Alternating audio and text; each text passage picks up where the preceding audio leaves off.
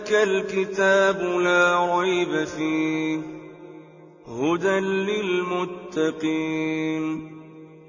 الَّذِينَ يُؤْمِنُونَ بِالْغَيْبِ وَيُقِيمُونَ الصَّلَاةَ وَمِمَّا رَزَقْنَاهُمْ يُنفِقُونَ وَالَّذِينَ يُؤْمِنُونَ بِمَا أُنزِلَ إِلَيْكَ وَمَا أُنزِلَ مِن قَبْلِكَ وَبِالْآخِرَةِ هُمْ يُوقِنُونَ أُولَٰئِكَ